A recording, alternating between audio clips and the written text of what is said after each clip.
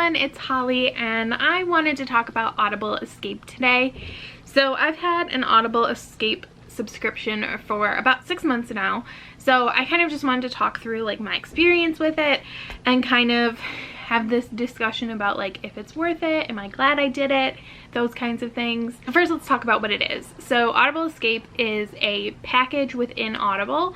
It is an additional cost that allows you access to a specific like number. I do not know how many. I was looking for like actually a list of everything in Audible Escape and couldn't find it, but like hundreds, it's not like a small amount of romance novels. Now the author or the publisher chooses to put their books in Audible Escape. Not every romance, not every book by a specific author is necessarily in Audible Escape. It's kind of like Kindle Unlimited, but it is a package where you can listen to as many of those books that are available in that package as you want. And when it comes to cost, Audible Escape costs $12.95 a month unless you have an Audible subscription, which is $14.95 a month. And if you do, then your Audible Escape membership is only $6.95 a month. So you can do it with or without Audible. I personally, in case you care, I do it with Audible. I pay the $14.95 and the $6.95. Like I said, Audible Escape allows you to listen to as many romance books as you want. I say romance in quotes because I have noticed that there are some things that I personally wouldn't classify as romance, like the Poison Studies series by Maria V. Snyder, which I'm super glad that it is there because I want to reread it this year, and I was hoping to do that on audio anyway, so now I can do it through Escape. But I've also seen some YA, like the Iron Fey trilogy by Julia Kagawa. I just said so much of her name weird. I don't know. Hopefully you know who I mean. But it is primarily romance. And I would say in my experience it seems to be heavily weighted towards contemporary, but there is a good amount of historicals, and I've been seeing more and more historicals as well. What I have primarily read while using Audible Escape is Krista and Becca Ritchie. I used this to reread the Addicted and Calloway Sisters series, and I also used it to do my rereads of a lot of Serena Bowen's books. Although Serena Bowen is no longer putting her books in Audible Escape. I've also tried some authors and books and like sub-genres in romance that I would have never tried before because I wouldn't have been willing to spend the money. So I've been trying to listen to some like dark romance. I don't know if it's this subgenre for me, but I want to give it a try. So I like looked on YouTube for recommendations, and then stuff that sounded interesting I looked up, and I've had pretty good success finding that stuff on Audible Escape. So I read like a book by Tilly Cole and everything, and I would have never bought that on my own and risked it. And I have noticed there's a lot of really popular authors, or like people I would consider popular, like Kristen Higgins is on there, Robin Carr, the whole Virgin River series is on there if you watch that show and are interested in the books. Mariana Zapata, I just listened to one of her books. I've seen some Penelope Douglas, and you can kind of narrow it down by subgenre if you want. I don't particularly like, I wish they had some different categories, but it works. They have like LGBT, I think they actually do like LGBTQIA. They do more than just LGBT, I think, but you know what I mean. They have like Regency, small town, romantic comedy, that kind of stuff. So if you don't know what you want, but you just know like a subgenre, you can check that out. And of course you can also just like search a narrator, or you can just search an author, a title, or you can also search narrators, and on like the Audible app, which is primarily what I use, I don't use the website, you can actually check a little box that says Audible Escape, and then it'll only provide you the the results that are in Audible Escape, so that you like don't get your hopes up or whatever, I guess.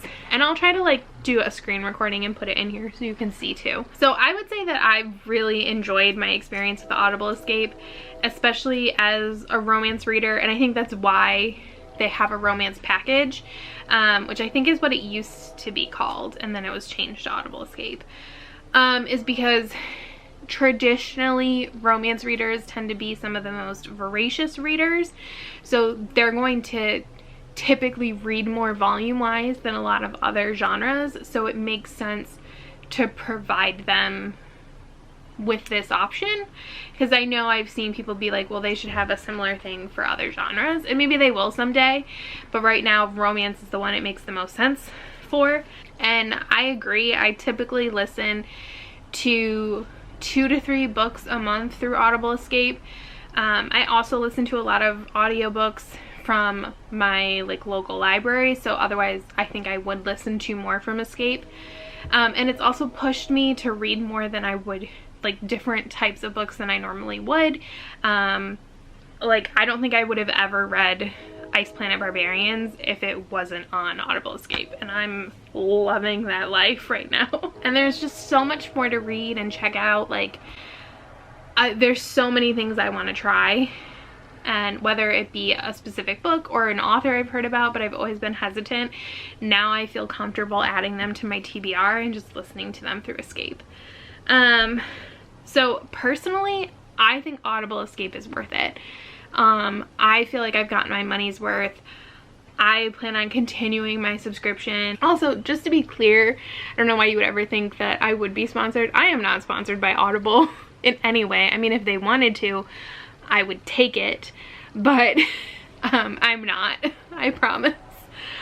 So these are just like my authentic opinion. I definitely think it is worth it for me and other romance readers, especially if you're an audiobook listener. Obviously, if you're not into audiobooks, then it wouldn't be worth it for you. I don't know if it's worth it for authors. So I know Serena Bowen has made the decision to no longer put her books in Audible Escape. I think it's like a 7-year commitment when you put them in. She just hasn't seen a lot of results, and if anything, it's kind of eaten into her ebook sales. And I'm sure, just like with Kindle Unlimited, some authors have success and some don't, and that's just the way it is. And from what I've seen, the way Audible Escape works is similar to Kindle Unlimited, which makes sense. They're both owned by Amazon, where basically a pot of money is created with like all of the subscriptions, and then authors are paid out based on their page count, like pages read count, or minutes listened count, in the case of Audible Escape. And I believe your payout also changes based on like how high you are. So if like you are read more frequently, like you also just get a higher, like kind of like a CPM for YouTube. If you've ever watched like one of those like how much I make on YouTube videos, like people get paid per like 1,000 views or whatever, but like depending on what kind of content you're creating, your CPM can be higher. So that's kind of my understanding. I feel like there's a lot of gray areas around the payouts on Kindle Unlimited and Audible Escape. Yeah, I don't know if it's worth it for authors to put their books in Audible Escape. Obviously, I would like it if they did. I can't answer that. But it's something to think about. And I think like if there was a larger issue, like maybe I would consider like changing my subscription. I also think that I will probably be more likely to buy audiobooks from authors that I particularly like and want to support. Fortunately, I'm in the financial situation where I can afford to do that, making that choice instead of maybe using Audible Escape, but just knowing I can help them a little bit more financially, if that makes sense. I don't know. But a lot of authors have had success. I have really enjoyed the package. I would recommend it even just for like a month. I feel like I get my money's worth, and like I said, I plan on continuing to use it. So those are my thoughts on Audible Escape. If you use it, let me know what you think. And if there's like any books that you particularly like and you think maybe I should check out on Escape, you can feel free to leave those below as well. And I will see you next time. Bye!